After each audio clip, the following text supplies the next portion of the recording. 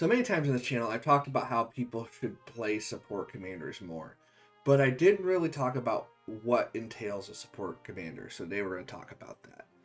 A support commander provides a buff to an ally or a debuff to an enemy. The goal of this buff or debuff is to help augment your damage dealers, your tanks, your other marches, to help them perform better. So intrinsically, this march is not going to trade as well as a full damage march. But what it's going to do is help your full damage marches, both your own and your allies, do more. For example, Joan on her skill does a 5% damage boost and 20 rage per second to allies. William gives a defense buff and rage gain. Alexander gives damage vulnerability on the enemy. The goal of all these commanders isn't to do the most damage, but to help others. And this is perfect if you're a free-to-play too, because you don't have to worry about doing that extra damage and having perfect gear. You provide support all the same. Here are your three main types of support marches. First, we have your pure supports.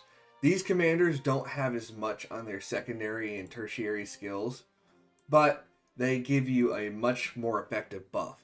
For example, Aethel's a perfect example of this with a high debuff for the enemies. And the Epic Joan's another good example with the high stat boost. While these are more vulnerable, they also give you more support. So if you can protect them behind a tank or behind another commander, they're definitely worth the look at. Second, we have the tank hybrid commanders.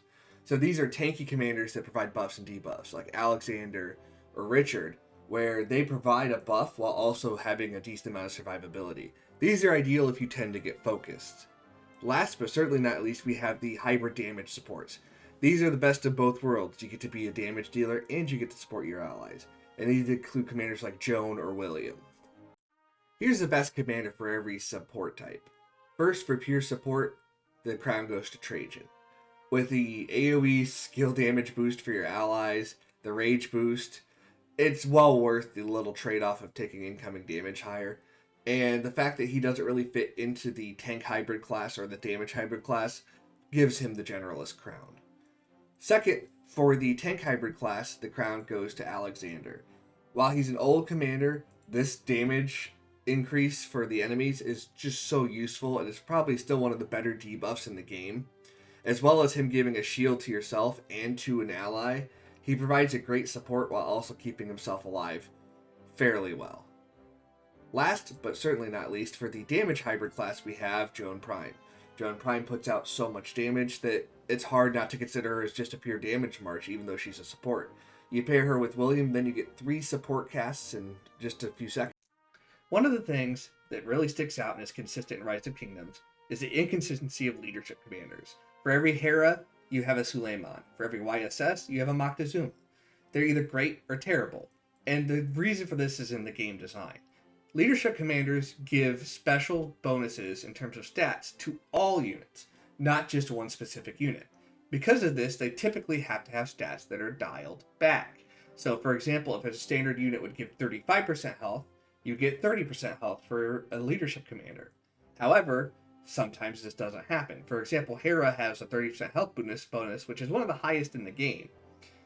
And because of that, it makes him very strong. And these are the examples where they do become very strong. But oftentimes, because they're dialed back, it ends up just making the commanders weaker, at the cost of trying to preserve the game's balance. One thing that tends to stick around for a while in Rise of Kingdoms are mixed garrisons. YSS lasted almost 2 years, if not more than 2 years, depending on if you consider him still viable or not. And there's a good reason for that. First, they are very forgiving of mixed troops, which means if you have somebody who's new and sends the wrong troop type, it doesn't ruin a garrison like Xeno Flab does with archers or cavs. So you're allowed to have the wrong troops and it doesn't hurt you nearly as bad. Second, it allows you flexibility in terms of your city defense, because you don't have to worry about having the wrong sets of troops. And because you boost all troops, it means even your siege gets some bonus. And third, because they're so forgiving and flexible, they pair well with a lot more commanders than other commanders do. So when a new commander comes out, you can put a mixed garrison commander with them, and it's easier than if you have Jan and a new garrison for infantry comes out, where you get a lot more compatibility. Here are the 3 best epic commanders. Although these commanders aren't nearly as good as legendaries, They certainly give a good run for their money for the fact that they're epic commanders, and they're amazing for new free-to-play and low-spending players who are new to the game. First, we have Sun Tzu. Sun Tzu makes a great city defense for stuff like Shadow Legion, and while you shouldn't be taking rallies from anything else, he also does decently in the field, and he has a skill damage buff, which is always nice. Second, we have Joan. Joan gives an AoE buff, and like the new Joan, she's pretty useful in the field as a support. I like to put her behind Alexander, because then she gives infantry health to herself, and then AoE buffs to everybody around her. And this AoE is actually really big. Lastly, we have Herman. Herman has the distinction of having a silence and the highest skill damage factor of any epic commander, while also having a good amount of utility with the skill tree, so it makes him a very useful choice for archer players. Here are 3 more great epic commanders, Peacekeeping Edition. First, we have Lohar. While he doesn't deal a ton of damage, that's not his purpose. His real strength is in sustain and saving you AP by staying out fighting for longer. Between this and the weekly events to unlock him, he's also one of the most accessible commanders in the game. You can also pair him with any troops or any secondary commander if you want to gain experience for that commander. Second, we have Boudica. Boudica, in addition to having a heal, increased experience and decent damage, also has access to the skill tree, which means she can use more skills, do more damage, get more heals, and sustain longer in the field. In addition, that helps your allied marches, as they'll take less damage because she's dealing more damage. Lastly, we have Dao. She has a heal like the other two, but is at the bottom of the list because she deals a little less damage. And even then, though, she provides plenty of experience, damage, support, and healing to keep your barbarian marches out longer. Here's the best epic commander for each troop type. For infantry, I think surprising nobody is Sun Tzu. He's decent in the field in the early game, he's decent in garrisons, and really, until you get legendary garrison commanders, he's about as good as it gets and about as forgiving as it gets. So he's well worth having in your armory. For archers, we have Herman. While I'd also like to put Kusunoki here, Herman gives you a silence and pairs well with Sid, and just in general, just puts out a lot of damage, which is nice for early game archer players or players who just don't have the time to build a legendary set. And lastly, for cavalry, we have Bybers. I know Bybers is probably a weird choice here, but he has the highest damage factor ability, which makes him pair well with the likes of Nevsky when you start to transition, as well as the fact that he's just going to be a consistent damage output, and having the skill tree gives him the edge over Belisarius. Here are 3 early game commander pairings you should try. First is Alexander with either Martel or YSG. Alexander is one of the more versatile commanders in the game, and pairing him with Martel makes an excellent tank march, and YSG makes an excellent hybrid tank damage march where you can deal a lot of AoE damage without having to use archers since his buffs are to skill damage. Second, we have Saladin and Minamoto. Saladin is going to come to the wheel here soon with this new update, and Minamoto should be as well, so having them both is going to be an excellent option, especially since Saladin only has to be 5-5-5-1 to be useful in the field, since this 4th skill is based on attacking cities. Lastly, we have El Cid and Herman. El Cid actually disables active skills and normal attacks when he uses a skill, which is then followed up by Herman's skill, which silences the target. So what that does is essentially disable the opponent from using skills for 3 seconds. Pair that with the ability to use skills, and you can stop. Here are the 3 best bridge pairing commanders. So these are pairings that have 1 commander pre-Season of Conquest and 1 commander after, allowing you to be able to man the field a little easier in the early stages of Season of Conquest. First, we have Scipio Prime Alex. While not as high as Scipio Guan in damage, it does provide a nice amount of tankiness and a great debuff that you can use to help boost your allies. Second, we have Boudica Prime YSG. Again, YSG is so solid, and Boudica Prime complements him very well in that regard. And it's actually a really good damage pairing, and a really consistent pairing that even is solid after you've got more Season of Conquest archers. Last, but certainly not least, we have Nevsky and Saladin. While he's not as good with Joan or with William, Nevsky Saladin is also a solid pairing that you can use until you get those commander pairings, which could actually help make you viable for a little longer before you can build up those commanders. Here's why peacekeeping marches are such a good value when you're doing barb hunts or marauders.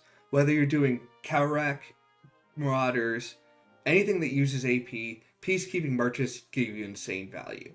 And here's basically why. If you go into your talents over here, you could see a talent here that does a reduced action cost to attack barbarians out of the neutral units. This includes KvK, this includes any barbarian forts, any marauder forts, anything that you would join that's a rally that is not a active target that you use AP to do, it'll save you some AP. So this doesn't seem like much, but when you're doing marauders, that means every 16th rally is free, which gives you a nice little boost to points, and it makes that 400k easier. In addition, it just saves you a little more AP over time, and if you're doing this with all 4 marches, it adds up very quickly. So make sure you have this talent, and just send peacekeeping marches, because it doesn't affect the trade. In the previous video, I covered what the best garrison support skills are for the auxiliaries in Siege of Orleans. In this episode, I'm going to actually go over the best ones for the field. First, for the second skill, I highly recommend Mehmed. Between the attack and the 20% skill damage, it's a big deal, and it actually pays off a lot for pretty much every commander, and it's not troop specific. Next, for the third spot, I actually prefer Osman, especially if you use any commander with the skill tree, with the support tree, or any commander that has a recast or several casts of a skill, because each active skill cast will add a 400 damage factor. So Joan Prime Nevsky will drop 1200 bonus damage factor just off this skill alone. And last, but certainly not least, in the fourth slot, I really like Belisarius' fourth skill. It gives an additional 25% damage to targets under half health. If you're fighting in the field, pretty often targets are going to be less than half health, so you're going to use this really often. These are my favorite auxiliary skills for Siege of Orleans. First, for the second slot, I like Julius Caesar's second skill, 10% straight damage reduction at all points, plus another 30% on a 10% chance when you have less than 60% units. Considering commanders like Jan do more damage with their AoE when you have less than 50% units, you're going to have that anyway, and then that trigger is going to be super useful while you're being swarmed. Second, for the third skill, I like Saladin's third skill, with a 30% reduced skill damage taken and 20% reduced counterattack damage taken. While the counterattack damage isn't the craziest thing, 30% skill damage when paired with the Caesar skill is super useful and super beneficial, and Saladin isn't super necessary in the field at this stage of the game. Lastly, for the fourth spot, I like to use Theodora's, due to the fact that she's not as good in the garrison meta right now. You basically throw a second ring on any commander, so you have 2 rings on any garrison. Here are my favorite rally auxiliary skills. First, at the second slot, just like for field, I love using Mehmed. The 20% increased attack is okay, but the 20% extra skill damage is super useful, and it helps boost pretty much everything. And you're talking about like a Heraclius level skill that you can just throw on any commander, making it super useful. For the second slot, I like using Nebuchadnezzar. Overall, this is a lot higher when it's maxed out. It gives you 30% increased counterattack damage, a 10% chance to deal a damage factor 800 ping, and reduce march speed by 30%. That is super useful, but the biggest thing is the 30% counterattack damage to help resist Swarm, especially in the Swarm heavy meta. And in the fourth slot, I love using Belisarius' fourth for an additional 25% damage when the units are less than 50%, as it helps counter Jan, who needs less than 50% for his AoE. Here are the best marches for Ruins and Altars. First, for cavalry, Joan Prime William gets the nod. Honorable mention to Joan Prime Nevsky, because that is also an insanely strong pairing, but Joan Prime William provides so much AoE support, so that when you have a limited number of marches that can be in Ruins or Altars, you can make the most of that pairing. And these two put out a great amount of damage too, even with William only at 5551 and Joan at 5115 if you have it set up that way. For infantry, we have Scipio Prime Alexander. Similarly, they put out so much support for allies that they're just well worth the investment. And you can run Scipio Prime as 5551 and run Alexander as maxed if you have a shorter on gold heads. Last but certainly not least, we have Nebu and either Liang or YSG.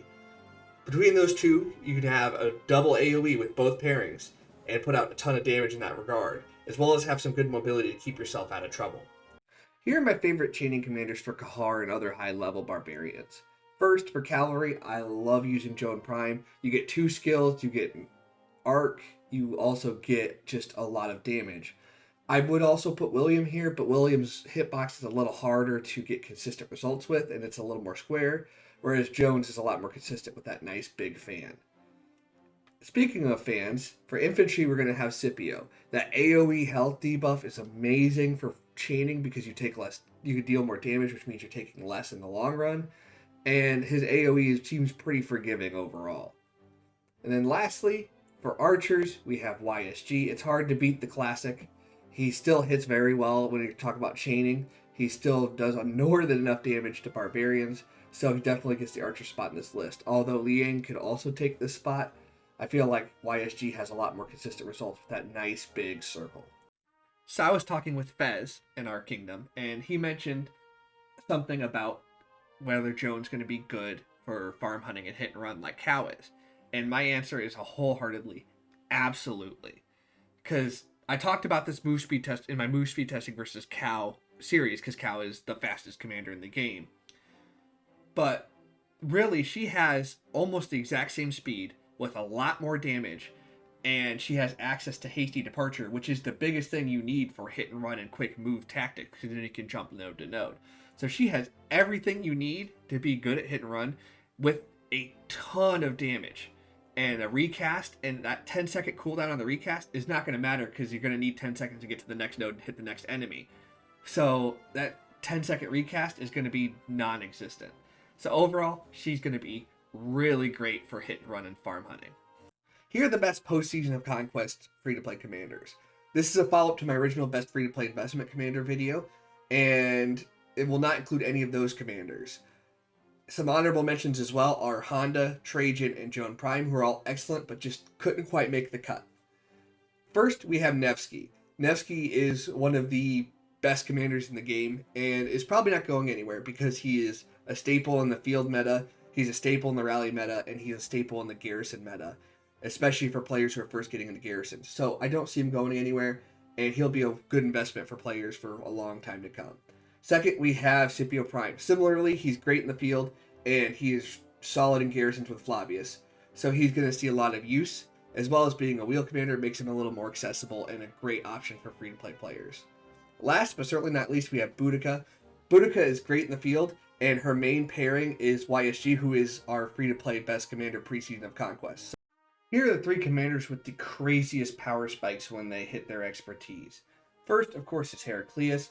You get an additional 30% normal attack damage reduction when you have a defense with 3 or more troops, which is typically his method of operation anyway. So you get a bunch of bonus just for essentially doing what he was meant to do anyway, and it has to be respected in a garrison defense. Next is Nevsky, who gets an insane 30% cavalry unit health on a 10% chance and 5% increased normal attack damage, which takes his high damage kit and helps him resist swarm much more effectively. And last, but certainly not least, is Henry, who gets a 30% more normal attack damage above 70% rage, and a 20% less normal attack damage taken when below 70% rage, both of which are great for resisting swarm and increasing his own relative tankiness because he's going to put out so much damage that the units attacking him are going to have less units to hurt him with. Here are 3 commanders everybody should have maxed. First, of course, is YSG. YSG is still so good. He's been out for literally years. He's the first wheel commander, and he's just insane between his skill damage buff, his AoE. He's good in the field. He's good in garrisons. There's just no reason not to have him built because he's just so useful in so many spots. Second, we have Aethel. Aethel gets the nod here because you can max her for free. She's a free max commander, and she does decent in the field, especially early on. But either way, she is just completely worthwhile because there's no real investment you have to make other than time. Lastly, we have Nevsky, and it pains me to admit this because I wasn't always the biggest proponent of Nevsky, but he is just so good. And literally the field is filled with them right now in KvKs. And there's really no reason not to build him whether you're an infantry, archer, or cav player. He's completely worth the investment. These are the best dual threat commanders. These commanders are great in the field, in garrisons, wherever you need them, they're going to be solid. First, surprising nobody, we have YSG. Honorable mention to Artemisia because they're kind of the similar style commander where they're great in both situations. Great in garrisons, great in the field, a lot of damage, very similar playstyles, and they're both excellent. Second is Nevsky. So take all those things I said about YSG and add a kit that is so ridiculous that he's even good in garrison when half his abilities don't work when you're not on Alliance territory.